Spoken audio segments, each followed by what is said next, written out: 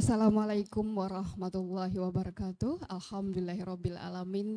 Kembali lagi kita pada sore hari ini Senin 8 April 2024 bersama dengan 28 Ramadan 1445 Hijriah.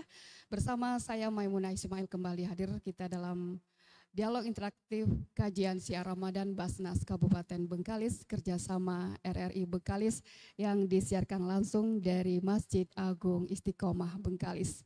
Pendengar RRI Bengkalis dan juga pemirsa, dapat kami informasikan Anda juga bisa mendengarkan dan menyaksikan dialog ini bersama channel YouTube Masjid Agung Istiqomah Bengkalis dan juga bisa mendengarkan kami melalui frekuensi 90,6 MHz Radio Republik Indonesia Bengkalis dan juga melalui aplikasi RRI Digital.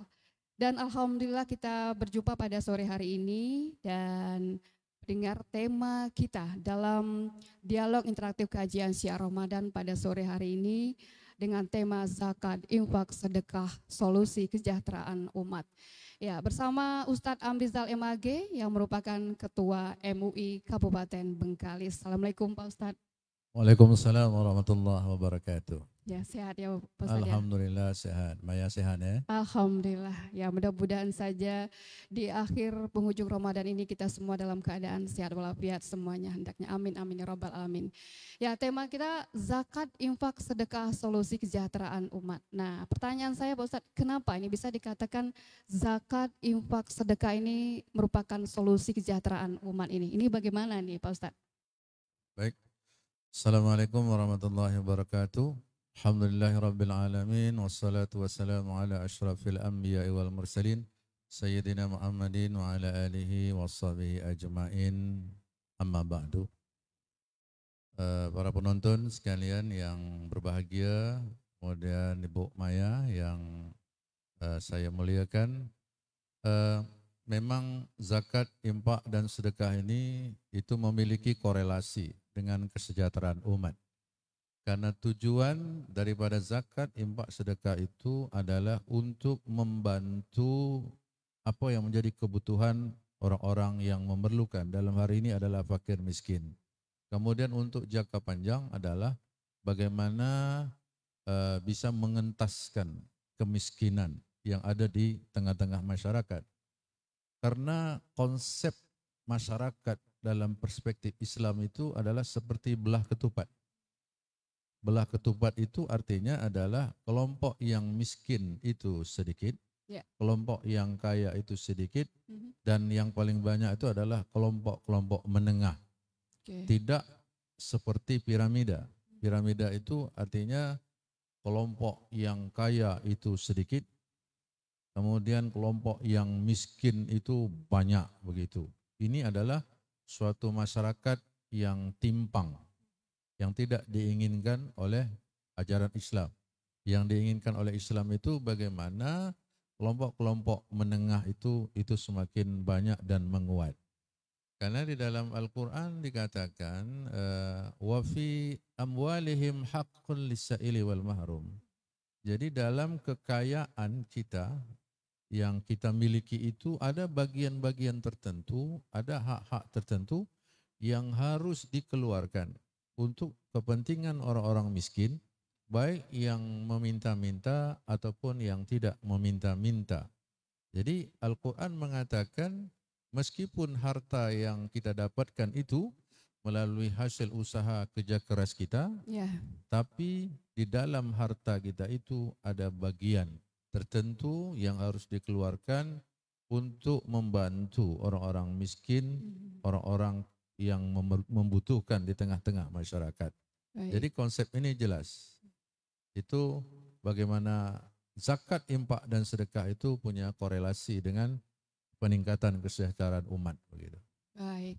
Nah, tadi Pak Ustadz mengatakan di dalam harta yang kita miliki ini ada hak-hak orang lain begitu ya. Nah, ini bagaimana pula ini apabila individu ataupun seseorang dikatakan ia memakan hak orang lain dalam artian enggan untuk mengeluarkan zakat. Ini bagaimana pula nih Pak Ustadz? Ya, bisa dikatakan begitu karena konsepnya begini. Memang secara lahiriah kita adalah yang bekerja, kita adalah yang berusaha. Ya. Tapi pada hakikatnya rezeki yang kita dapatkan itu adalah pemberian Allah Subhanahu wa taala. Milik Allah Subhanahu wa taala ya. Allah yang merezekikan itu kepada kita. Lalu Allah katakan dalam harta yang kita miliki itu ada bagian tertentu yang harus dikeluarkan untuk kepentingan orang-orang miskin. Itu sebabnya salah satu fungsi zakat itu adalah untuk mensucikan harta yang kita miliki. Jadi kalau kita memilikikan harta, lalu sudah sampai haul dan nisabnya, kita tidak keluarkan zakatnya, berarti harta kita itu belum disucikan. Karena di dalam itu ada hak, bagian tertentu yang harus dikeluarkan untuk kepentingan orang-orang miskin, baik yang meminta-minta ataupun tidak meminta-minta. Jadi kira-kira begitu. Jadi dalam artian apabila tidak dikeluarkan zakat ini kita memakan harta yang tidak bersih begitu ya Pak Ustaz? Betul sekali. Jadi kalau boleh dianalogikan sebagai sebuah bangunan, maka ajaran Islam ini yang paling dasarnya itu, pondasinya itu adalah akidah, syahadat. Ya. Buniyal Islamu ala khamsin. Islam itu dibangun atas 5 perkara. Yang pertama adalah syahadat, itu adalah pondasinya. Kemudian tiangnya adalah salat. As-salatu imaduddin. Kemudian dindingnya adalah puasa. As-saumu junnatun. Dan ventilasinya, pintunya itu adalah zakat. Coba bayangkan, manakala sebuah bangunan, sebuah rumah tidak memiliki ventilasi. Ini bisa kepanasan nih, pengap bisa begitu kepanasan, sirkulasi udara tidak lancar dan menyebabkan udara di dalam rumah itu menjadi kotor. Gitu. Jadi begitulah contoh dari apabila individu orang yang tidak berzakat ini bisa saja ini merasa sesuatu yang kurang dalam dirinya begitu barangkali Pak Ustaz. Kepanasan dan kegelisahan dalam artian begitu ya. Baik. Nah, ini zakat, infak, sedekah, solusi kesejahteraan umat. Nah, kalau kita meninjau dari tema yang diangkat ya pada sore hari ini, ya mudah-mudahan saja banyak di masyarakat kesadarannya untuk menunaikan zakat nih. Tapi kalau sebenarnya Bapak melihat bagaimana nih Pak Ustadz untuk menumbuhkan kesadaran masyarakat dalam berzakat, infak, dan sedekah ini? Baik. Pertama yang harus dipahami oleh kita umat Islam, bahwasanya zakat ini termasuk ruknun min arkanil Islam. Rukun dari rukun-rukun Islam. Dari rukun Islam yang 5. Dikatakan rukun itu adalah sesuatu yang harus dilakukan, sesuatu yang harus ada. Misalnya kalau kaitannya dengan salat, menurut ulama Syafi'iyah itu ada 13 rukunnya. 13 rukun itu harus dilaksanakan, jikalau tidak maka salatnya tidak sah. Begitu juga rukun Islam. Ketika zakat itu tidak ditunaikan oleh orang yang memiliki harta yang sudah cukup haul dan nisabnya, maka keislamannya itu menjadi kurang sempurna. Karena dia termasuk rukun Islam. Nah, ini yang pertama yang harus dipahami dengan baik. Yang kedua, bahwasanya ajaran Islam ini itu tidak hanya menekankan kita untuk membangun kesalehan secara individual, tapi juga kesalehan secara sosial. Bagaimana keberadaan kita di tengah-tengah masyarakat itu bisa memberikan manfaat kepada orang lain? Salah satu caranya adalah melalui harta atau kekayaan yang kita miliki. Bahkan ada satu ancaman dari Rasulullah sallallahu alaihi wasallam, "Laisal mu'min alladhi yashba' wa jaruhu ja'in ila janbihi." Jadi bukanlah orang yang beriman yang dia berada dalam kekenyangan sementara jirannya berada dalam kelaparan. Baik. Lapar sedang dia mengetahuinya. Itu tidak dianggap beriman, bayangkan. Baik. Baik, pendengar RRI Bengkalis di 0823883647, Anda bisa 742, Anda bisa bergabung bersama kami dan kita masih bersama dalam dialog interaktif kajian Syiar Ramadan Basnas Kabupaten Bengkalis dan kita jeda sejenak akan hadir sesaat lagi.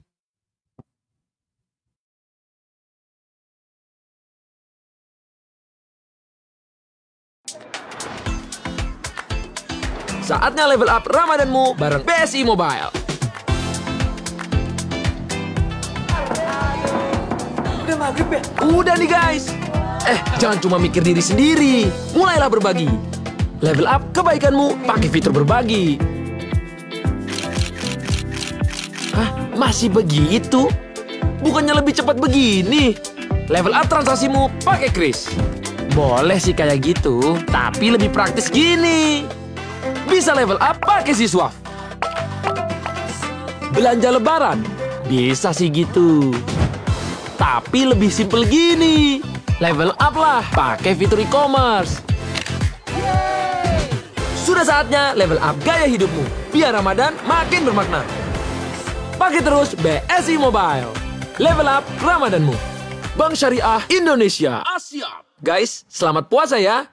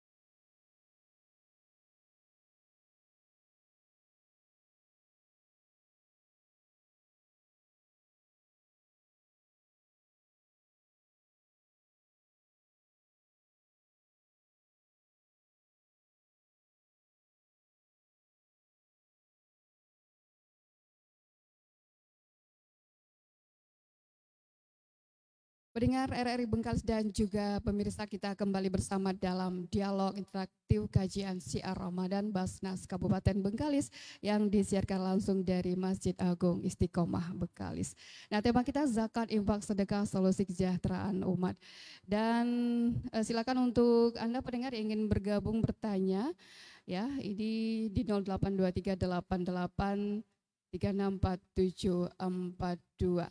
Nah, ini juga pertanyaan dari hamba Allah nih Pak Ustadz, ingin menyampaikan bahwa zakat merupakan rukun Islam. Tapi kenapa nih Ustadz kita khususnya di Bengkalis jika mengisi tausiah hanya fokus kepada salat, puasa, haji, bahkan sangat jarang ceramah menjelaskan tentang zakat.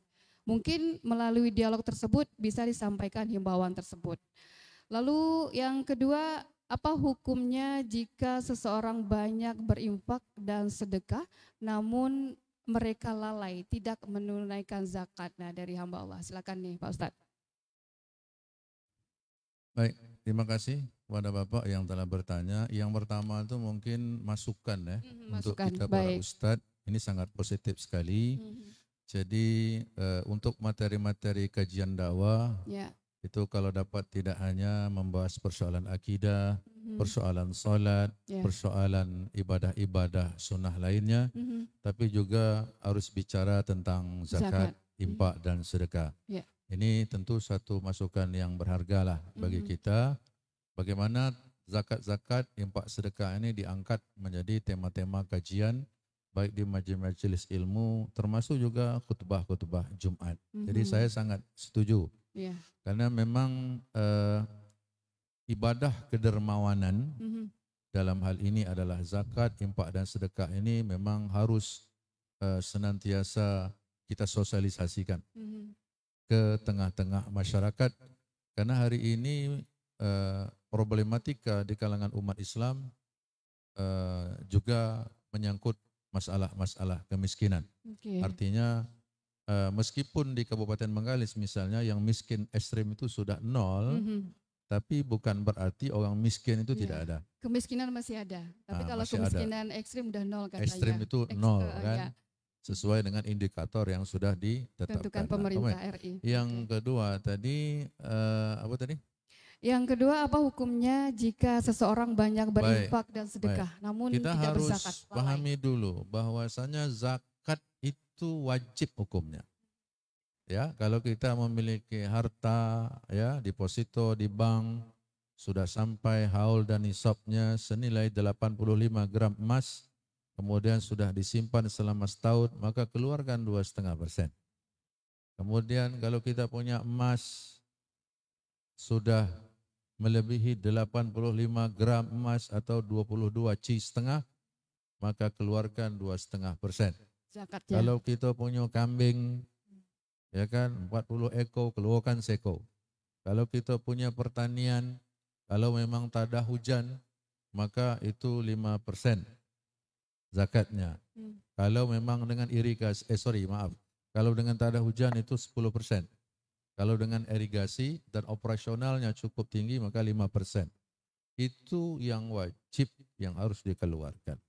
Adapun mengenai sedekah dan infak itu hukumnya tidak wajib. Begitu.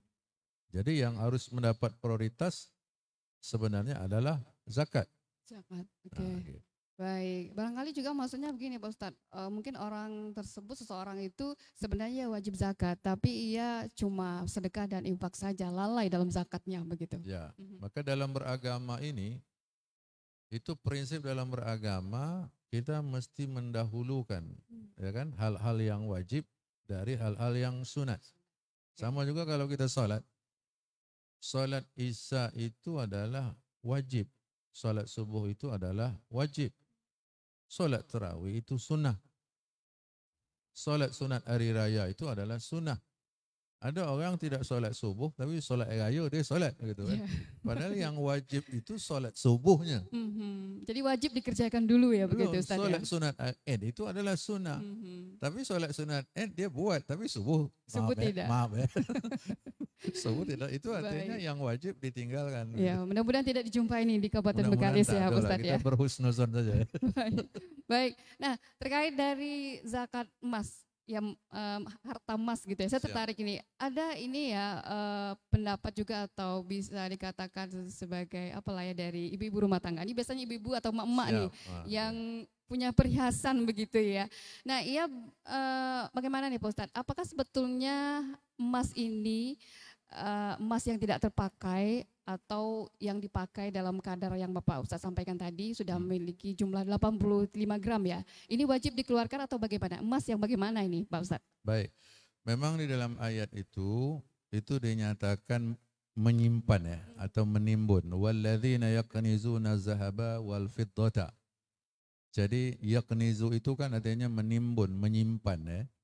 Lalu muncul pendapat kaul mengatakan kalau dipakai itu kan tidak menimbun, tidak menimbun sehingga yang dipakai tidak wajib dikeluarkan zakat. Cuma pertanyaannya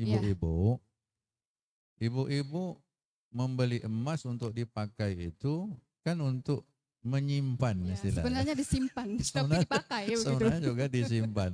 Nah karena itu baik emas yang tidak dipakai ataupun yang dipakai tetaplah dihitung. Tetap ya, tetap dihitung Kalau jumlahnya memang sudah mencapai 85 gram emas atau 22,5, maka keluarkanlah 2,5% itu, dan itu setiap tahun. Setiap tahun. Karena ada haulnya. Haulnya itu mesti disimpan itu selama 1 tahun. Nah, tahun ini sudah keluarkan, tahun depan tengok lagi apakah sampai tidak nisabnya 85 gram. Kalau tidak sampai, mungkin karena sudah terjual sebagian, maka dia tidak kena zakat. Tapi kalau masih sampai atau melebihi, maka dia keluarkan 2,5%. Baik, dalam arti tidak berupa emas batangan atau emas mulia begitu Ya, ya Ustadz ya, tapi berbentuk perhiasan, cincin, rantai, kalung dan lain sebagainya apabila sudah mencapai 85 gram emas ini wajib dikeluarkan zakatnya setiap tahun. Baik, satu lagi Bu Maya, Ya, kata para ulama yang paling baik itu al-jam'u bainahuma. Artinya kan kadang ada orang dia sudah mengeluarkan zakat emas, ya, tapi di deposito dia masih banyak duit, masih banyak duit. Oke. ya kan? Lalu dia mengira kan aku sudah keluarkan zakat emas, tak payah aku keluarkan lagi Mhm. zakat uang yang tersimpan di dalam deposito. Nah, Ya. kata ulama sebaik-baiknya itu dihimpun keduanya.